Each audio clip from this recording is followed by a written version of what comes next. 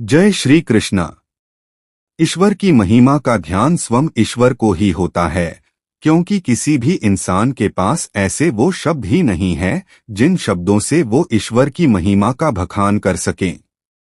वो शब्द ही नहीं जो ईश्वर के गुणों के बारे में, ईश्वर के ज्ञान के बारे में सब कुछ बता सकें। इसलिए जो कहा था ना कि ईश्वर के ये गुण है, वो मनुष्य भी आधी अधूरी बात ही कह रहा है। जिसको कोई नहीं जान सके पूरी तरह से वे ही ईश्वर है। श्री कृष्ण की लीला देखो। बचपन में माखन चुरा के खाने वाला एक ग्वाला महाभारत का युद्ध जिता देता है। ऐसा ज्ञान दे देते हैं श्री कृष्ण, जिसे लोग भागवत गीता के नाम से जानते हैं। इस वीडियो में हम प्रभु श्री कृष्ण से वो 21 बातें सीखेंगे। अपना लक्ष्य ढूंढ लेगा और अपने लक्ष्य को पालेगा, उसका जीवन सफल हो जाएगा अगर जिसने भी भगवान श्री कृष्ण से ये 21 बातें सीख लीं। क्योंकि ये वही श्री कृष्ण की लीला है, उनका ज्ञान है जिन्होंने अर्जुन जैसे मोह में पड़े हुए योद्धा को मोह से बाहर निकालकर उसको कर्तव्य का पाथ पढ़ाकर महाभारत का सबसे बड़ा हीरो और सबसे बेस्ट फाइटर बना दिया। आपकी जिंदगी की मुश्किलों से सामना करना अर्जुन की मुश्किलों से तो बहुत छोटा है। 21 बातों में तो क्या, श्री कृष्ण 21 जनवरी में भी एक्सप्लेन नहीं किए जा सकते, लेकिन फिर भी जीवन छोटा सा है और लक्ष्य बड़े हैं हमारे। तो जितना सारपूर्वक हम सीख सकें, इन 21 बातों को अच्छे से सीखेंगे। सीख नंबर 1 जो हमें सीखनी चाहिए श्री कृष्ण से, गुणों से मानवता की पहचान होती है, ऊंचे सिंहासन पर बैठने से नहीं होती। विशाल राक्षसी पूतना ने अपने स्तनों पर विष लगाकर श्री कृष्ण को दूध पिलाकर मारने की प्लानिंग बनाई है। लेकिन श्री कृष्ण ने यहाँ अवगुण देखने के बजाय यहाँ देखा कि वह माँ की तरह है। इसके बाद उन्होंने उसे असुरी जीवन से मुक्त कर दिया। हर किसी में कमियां और खूबियां होती है। कमियां देखने की बजाय खूबियों को देखकर उसे मोटिवेट करना चाहिए। तू यह नहीं कर सकता, यह कहने की बजाय यार तू इतना तो कर सकता है न, यह कहना चाहिए। किसी को बुरा बनाकर गिराने से अच्छा है कि उसे अच्छाई बताकर उसे अच्छा बनाकर उठाया जाए। और अगर हम ऐसा करेंगे न, तो हमारे समाज से बुराइयां खत्म हो सकती है। सीख नंबर 2 जो हमें भगवान श्री कृष्ण से सीखने को मिलती है, स्वयं से अपना काम करते रहो। हैव पैशंस और डू योर वर्क, क्योंकि वर्क वर्शिप है और वर्क पैशंस के लिए है। जिस मनुष्य के पास सब्र की ताकत है न, उस मनुष्य की ताकत का कोई मुकाबला नहीं कर सकता। भगवान विष्णु ने श्री कृष्ण के रूप में अवतार लिया था। उस समय कंस का आतंक था। श्री कृष्ण ने कंस का वध कर दिया। इसके बाद पांडवों और कौरवों के बीच हुए युद्ध में पांडवों का मार्गदर्शन भी किया। अर्जुन को गीता का उपदेश दिया, कर्म का महत्व समझाया। श्री कृष्ण के जीवन से हमें कर्म करते रहने की सीख लेना चाहिए, चाहे कैसी भी परिस्थिति आए। जब तक आप जीवित हैं न, हर परिस्थिति का सामना करना और उसके अनुसार काम करना ये आपको आना चाहिए। आपका कर्म ही आपको सही रास्ते पर ला सकता है। हाथ पर हाथ धरे बैठने से आपको मंजिल नहीं मिलने वाली। श्री कृष्ण ने गीता में कहा है कि मैं किसी का भाग्य नहीं बनाता, हर कोई अपना भाग्य खुद ही बनाता है। आज आप जो कर्म कर रहे हो ना, उसका फल कल आपको प्राप्त होगा। और आज जो आपके पास है वो आपके पहले किए गए कर्मों का फल ही है। अगर मंजिल तक पहुंचने में वक्त भी लग जाए ना, तो धैर्य कभी नहीं छोड़ना चाहिए। अपनी कैपेसिटी में देर खाता की बुआ, सो गलतियां माफ कर दूंगा शिशुपाल के। शिशुपाल लिमिट क्रॉस कर गए और फिर भगवान को अपने एक्शन में आना पड़ा। 100 बार सहन किया, कितना शांत रखा बताओ। दुर्योधन के किए गए अपमान को भी वो पी गए। वचन हमेशा निभाना चाहिए, खुद को शांत रखना चाहिए। अपमान का या ऐसी किसी भी बात का जो आपके किसी काम की नहीं, उसका जवाब देकर आपको अपना कीमती समय बर्बाद नहीं करना चाहिए। जब तक आपका काम, आपका टारगेट कंप्लीट नहीं हो जाता, तब तक आपको शांत रहकर लोगों की बातों में ना आकर अपना काम करते रहना चाहिए। कई बार लोग क्रोध में आकर के आपका अपमान कर जाते हैं, लेकिन शांत रहो। हर बात का रिप्लाई करना, तुरंत रिएक्ट करना, ये जरूरी नहीं है। समय आने पर आपके रिजल्ट से उन्हें अपने आप जवाब मिल जाएगा। नकारात्मक विचारों का आना तय है, परंतु ये आप पे डिपेंड करता है कि आप उनको कितना महत्व देते हैं। सीख नंबर 4 जो हमें श्री कृष्ण से सीखने को मिलती है, मीठा बोले, क्रोध और लालच नहीं करें। मैं श्रेष्ठ हूँ, यह आपका आत्मविश्वास है, लेकिन मैं ही श्रेष्ठ हूँ, मेरे अलावा कोई श्रेष्ठ नहीं है। यह आपका अहंकार है, यह आपका घमंड है। कन्हैया की मुस्कान और मीठे बोल हमें यह सिखाते हैं कि जीवन की सारी समस्याओं का निदान आपकी मीठी वाणी में और आपके मुस्कुराने में है। आप मीठा बोलकर और मुस्कुराकर हर चीज को सोल्व कर सकते हो, हर मुसीबत को सॉल्व कर सकते हो, हर कठिनाई को जीत सकते हो। हंसते हंसते इजीवे में उसी काम को करगे, न तो उसकी एफिशिएंसी ज्यादा होगी, आपको मजा आएगा, गुस्सा और स्ट्रेस आप कम करोगे। मीठा बोलकर कहना, आप दुश्मन को भी अपना बना सकते हो। क्रोध से निर्णय पर बादल छा जाते हैं, जिससे आपकी मेमोरी डिस्टर्ब्ड होती है। मेमोरी डिस्टर्ब्ड होती है, क्या होगा? आपकी बुद्धि नष्ट हो जाएगी, भागवत गीता में लिखा आएगी। और जब आपकी बुद्धि नष्ट हो जाएगी ना, तो मतलब इंसान ही खत्म है। फिर इंसान की इंटेलिजेंस खत्म हो जाएगी, सोचने की पावर कम हो जाएगी। क्रोध आपका कंसंट्रेशन कम करता है, ये दूसरों से ज्यादा खुद का नुकसान करता है। गुस्से में लिया गया फैसला आपका गलत हो सकता है। यदि आप जो चाहो और वो आपको मिल जाए, तो इस बात का आपको कभी घमंड या लालच नहीं करना चाहिए। सीख नंबर 5 जो हमें भगवान श्री कृष्ण से सीखने को मिलती है कि सभी को उचित न्याय मिलना चाहिए। इंसान का आत्मसम्मान रिश्तों से भी बड़ा होता है। रिश्तों का नाम देकर गलतियों पर पर्दा नहीं डालना चाहिए। वो मेरा रिश्तेदार है, मैं उसे गलती की सजा नहीं दे सकता, मैं उसके अगेंस्ट नहीं बोल सकता, वो गलत करेगा तो करेगा। नहीं, कंस श्री कृष्ण के मामा थे, उन्होंने उसे अहंकार, अत्याचारों, गलतियों और मासूमों से किए गए दुर्व्यवहार की सजा दी। आपको अन्याय के खिलाफ आवाज उठानी पड़ेगी। न्याय सभी के साथ एक सा होना चाहिए, जिसमें कोई रिश्ता आड़ा नहीं आना चाहिए। Right is right, wrong is wrong.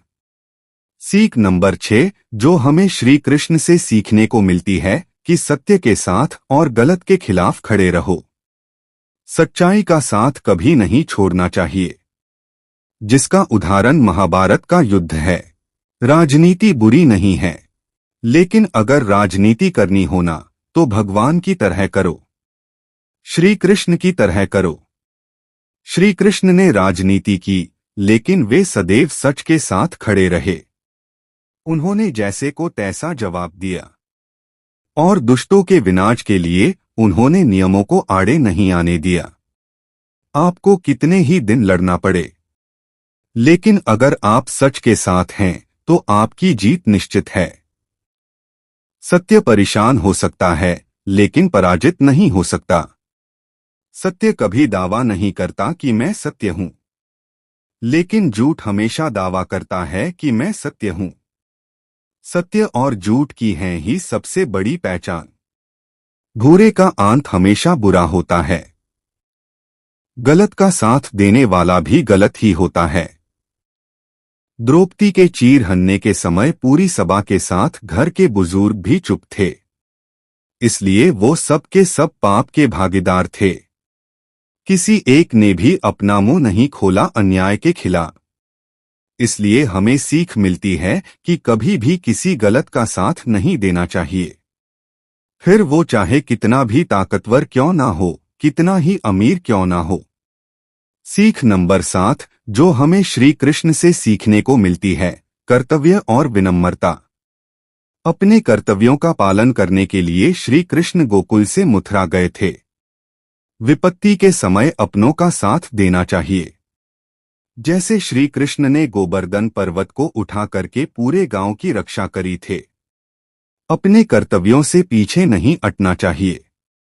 भले ही कृष्ण शानदार द्वारका के राजा और सारी सृष्टि के देवता थे, फिर भी वे विनम्र थे और हमेशा अपने बड़ों के प्रति सम्मान दिखा देते, चाहिए वे उनके माता पिता हो, शिक्षक हो या फिर प्रजा हो। वो उन्हें सुख देने के लिए हमेशा उत्सुक रहते थे।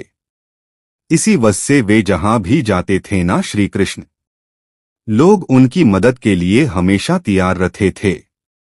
श्रीक नंबर 8 जो हमेशा श्री कृष्ण से सीखने को मिलती है। इस समाज की बढ़ाई के लिए, समाज की उद्धार के लिए अपना बेहतरीन प्रयास करें। समाज या लोगों की रक्षा के लिए अपने कदम कभी पीछे ना करें, जिसके कारण उनको रणछोड़ नाम भी दिया गया था। अगर आपके एक के गांव छोड़ दे से पूरे गांव की बढ़ाई हो रहे हैं, तो आपको उस गांव को छोड़ देना चाहिए। ये सेम बात चाणक्य भी कहते हैं चाणक्य नीति में। जहां बात समाज की बढ़ाई की हो, वहां खुद से पहले सबका बढ़ा सोचना होगा। Social service is the best way to find yourself. सीख नंबर 9 स्प्रेड पॉजिटिविटी। हम ऐसा सकारात्मकता फैलाते रहे हैं। श्री कृष्ण कितनी ही बड़ी प्रॉब्लम में फंसे हो, वह अपनी बांसुरी की मधुर से न खुद का और अपनी प्रजा का स्ट्रेस कम करते थे। सभी को यह फील करवाते थे कि भैया सब नॉर्मल, सब ठीक हो जाएगा। उस मधुर धुन को सुनकर न एक पॉजिटिविटी का संचार होता था।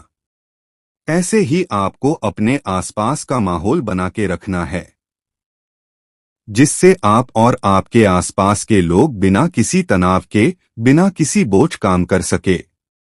इससे आपका रिजल्ट बढ़ेगा, उनका रिजल्ट बढ़ेगा और मेहनत ज्यादा इफेक्टिव तरीके से हो पाएगी। जैसे बोझ लेकर के उड़ा नहीं जा सकता, न गिरने की संभावना होती है, वैसे दिमाग पर अगर स्ट्रेस का बोझ रहेगा तो कैसे कोई अपना काम ठीक कर पाएगा। इसलिए अपनी वाणी से और अपने कर्म से अपने आसपास पॉजिटिविटी बना के रखें। सीख नंबर 10 जो हमें श्री कृष्ण से सीखने को मिलती है। निस्वार्थ प्रेम। श्री कृष्ण ने पृथ्वी के हर प्राणी और प्रकृति से प्रेम करना सिखाया है। उन्होंने अपनी दोनों माताओं से, अपने गौले मित्रों से, अपनी गायों से, गोकुल वासियों से, प्रकृति से, सखा सुदामा से, पांडव के रूप में अपने शिष्यों से, राजा के रूप में अपनी द्वारिका की प्रजा से सबसे निस्वार्थ प्रेम किया है। प्रेम पूर्वक उनके लिए हर काम को बड़ी सहजता से, खुशी से करके सबका मन मोह लिया। ये कोई लीला नहीं थी, हर कोई कर सकता है ऐसा। उन्होंने कभी नहीं दिखाया कि वो एक भगवान है और उन सब से सर्वोत्तम है। जाते तो दिखा सकते थे ना भगवान है, मैं तो भगवान हूं। वो सबके साथ घुल मिलकर उनके अच्छे के लिए हमेशा काम करते रहें। आप इतने ही ताकतवर क्यों ना हो, जब तक आपके मन में प्रेम की भावना नहीं है, आपका मन सॉफ्ट नहीं है, तब तक आपको बाकी सभी खुद से कमी लगते हैं। तब तक आप दुनिया में कभी किसी का विश्वास नहीं जीत सकते हैं, कभी किसी का बढ़ा नहीं कर सकते हैं। मन से मन का प्रेम होना आपको हमेशा जीतने की तरफ प्रेरित करेगा। सीख नंबर 11 है जो आपको भगवान श्री कृष्ण से सीखनी चाहिए। Policy advisor with better planning. यह क्वालिटी थी उनकी, यह खूबी थी उनकी।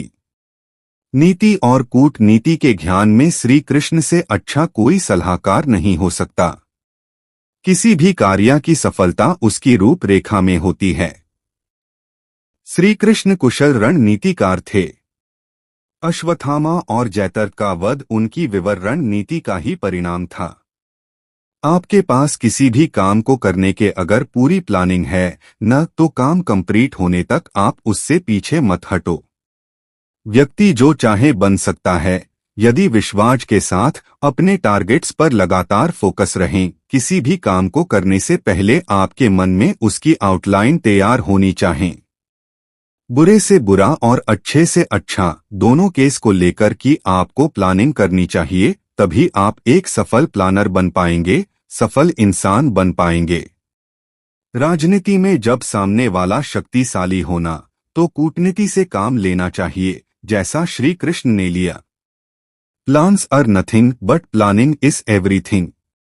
प्लान हर किसी के पास होता है, लेकिन प्लानिंग बनाना बहुत बड़ी चीज होती है। सबसे में होती है प्लानिंग।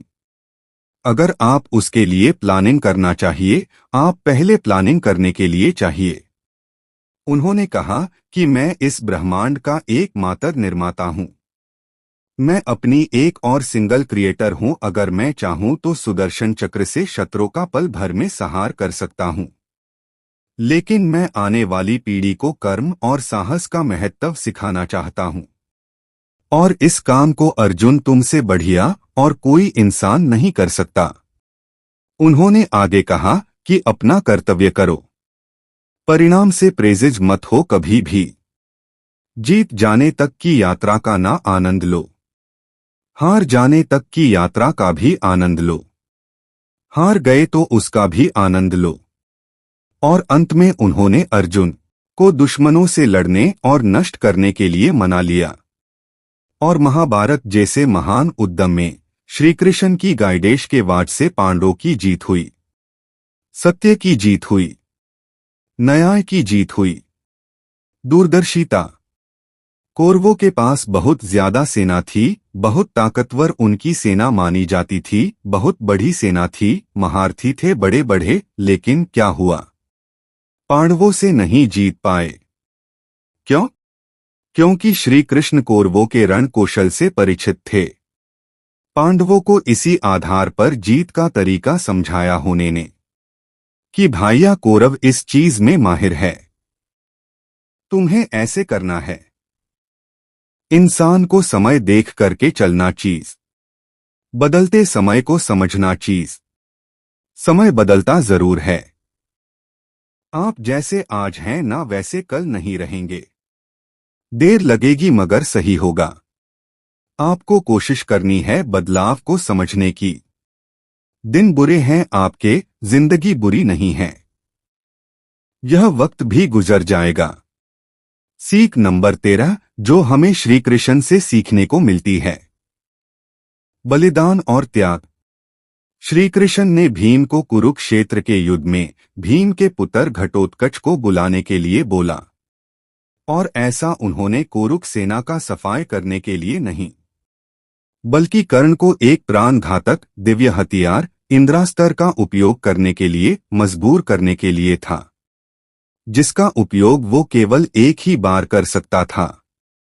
और श्री कृष्ण नहीं चाहते थे कि उस हथियार का प्रयोग वो अर्जुन पर करे। उन्होंने ऐसा सुनिश्चित करने के लिए ऐसा किया कि अर्जुन युद्ध को जीतने के लिए एक इम्पोर्टेंट की है। अर्जुन का जीवित रहना जरूरी है।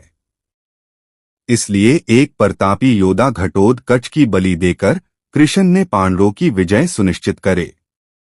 यह होता है बलिदान, प्राणों का बलिदान। अगर आप जीवन में सफलता पाना चाहते हैं तो जो बलिदान आपको करने पड़ेंगे वो प्राण से बड़े नहीं हैं। लेकिन फिर भी नहीं करते लोग, नहीं छोड़ते। मोबाइल चलाते रहेंगे, लत लगी हुए बड़ी भयंकर तरीके से। सुबह देर तक सोते रहेंगे, नहीं छोड़ सकते। सुबह देर तक सोते रहेंगे, नहीं छोड़ सकते। माताओं को समान दर्जा। श्री कृष्ण को माता देवकी ने जन्म दिया और फिर माता यशोदा ने पाला, लेकिन फिर भी श्री कृष्ण ने हमेशा दोनों को बराबर रिस्पेक्ट दी। इससे हम ये सीख सकते हैं कि आपको पालने वाला और संस्कार देने वाला जन्म देने वाले के बराबर दर्जा रखता है।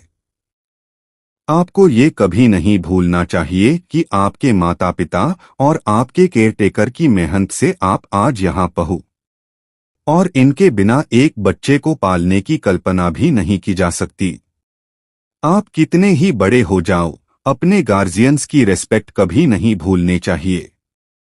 सीख नंबर 15 है जो हमें भगवान श्री कृष्ण से सीखने को मिलती है, पर्यावरण से प्रेम करो। श्री कृष्ण ने गोकुल में एक ग्वाले के तौर पर बचपन बिताया अपना। गाय चराने के साथ साथ बाकी पशु पक्षियों और प्रकृति से भी उनका गहरा लगाव था।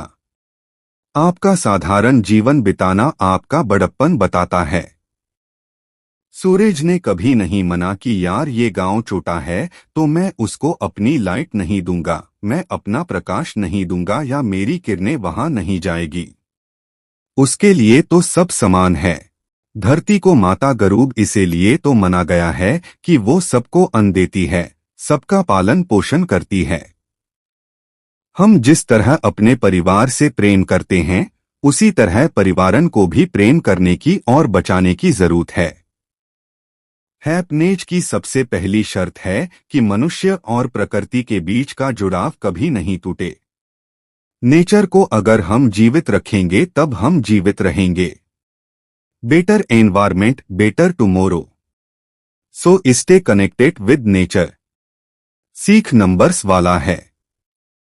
फ्रेंडशिप इज एक ग्रेट रिलेशनशिप।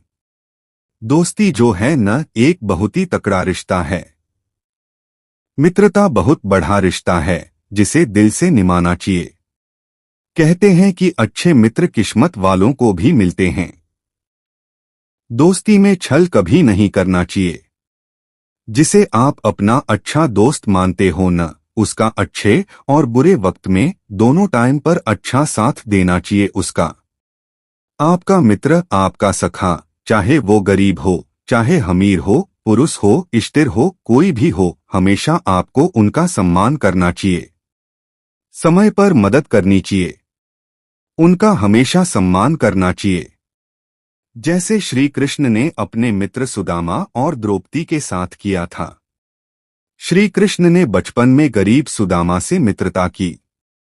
दोनों ने एक जैसा भोजन खाया।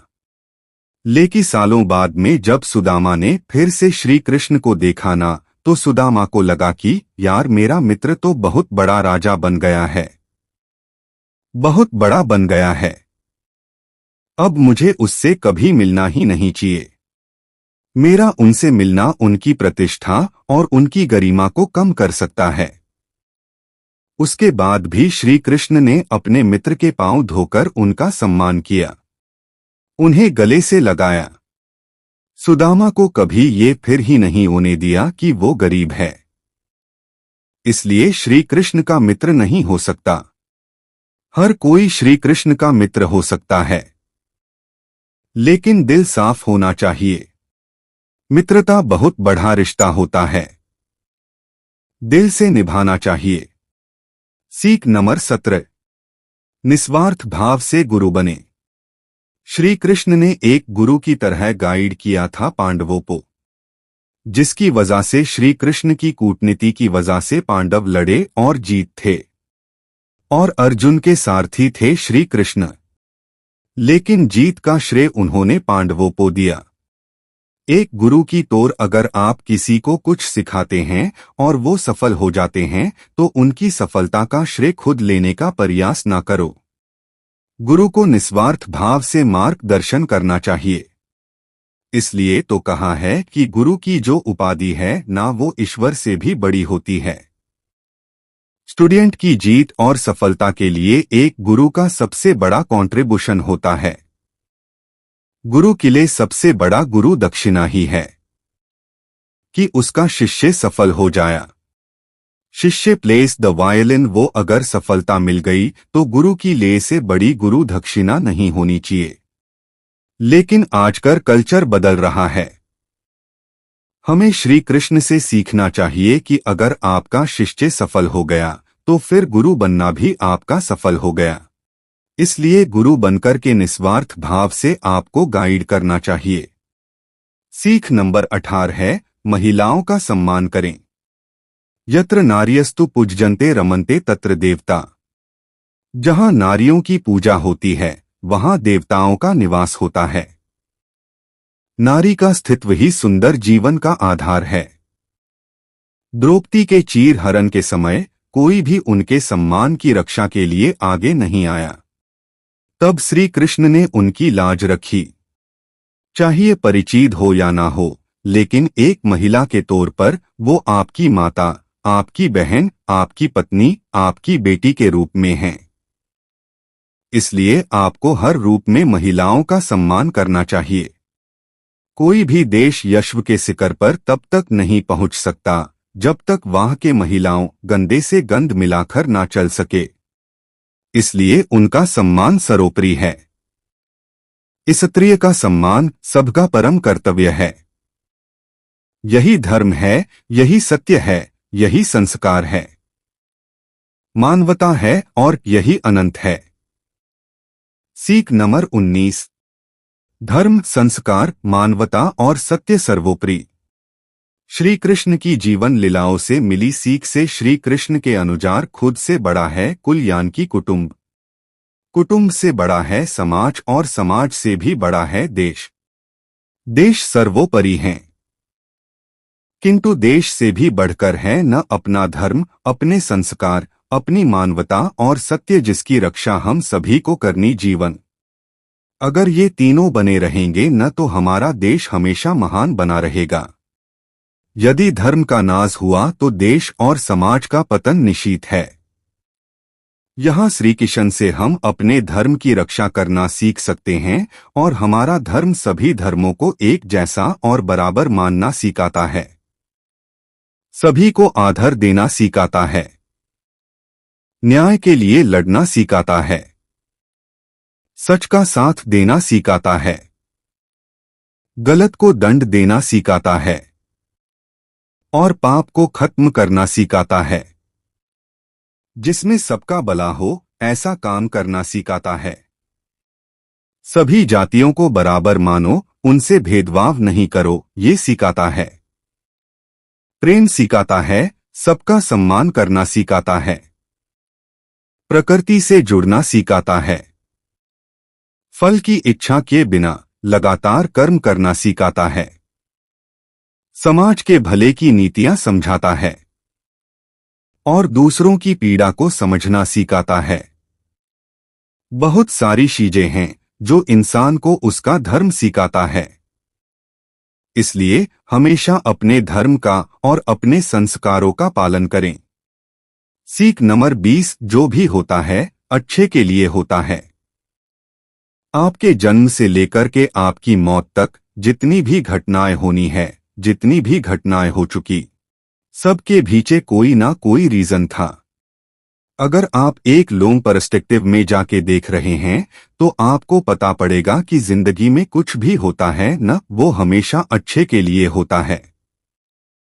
कभी भी किसी भी घटना का उद्देश्य गलत नहीं होता है, क्योंकि आप उस घटना को किसी और ढंग से करने की कोशिश में थे और वो नहीं कर पाए, इसलिए आपको लग रहा कि घटना हो गई। ध्यान रखना कि अगर किसी काम को आप नहीं कर पा रहे हो, न आप उसकी प्लानिंग नहीं कर पा रहे हो, तो फिर वो वैसे होगी जैसे भगवान करना चाहते हैं। और भगवान जो करते हैं वो कभी गलत नहीं करते हैं। इसलिए जो भी होता है न वो अच्छे के लिए होता है। ये आपको श्री कृष्ण से सीखने की जरूरत है। सीख नंबर 21। देश में अपना ही नहीं बल्कि दुनिया में नाम करना सीखे। बलाए ऐसी जिंदगी इस काम की जिसमें हम केवल खुद ही के बारे में सोचते रहे हैं। ये समाज, ये धरती, ये परिवार, ये गांव, ये राज्य, ये देश, बल्कि ये पूरी धरती अपनी है, पूरा विश्व अपना है। अगर काम करना हो तो पूरी मानवता के उद्धार के लिए किया जाए। श्री कृष्ण के जीवन की बातें हमेशा ही सीख देती आएं और हमेशा ही सिखाती रहेगी। जरूरत सिर्फ इतनी है कि हम इन बातों को अपने जीवन में अपनाएं, अनुसरण करें। वो देश में अपनाएं नहीं बल्कि दुनिया में देश के नाम को ऊंचाइयों तक पहुंचाएं। जय श्री कृष्ण, जय हिंद, वंदे मातरम। धन्यवाद।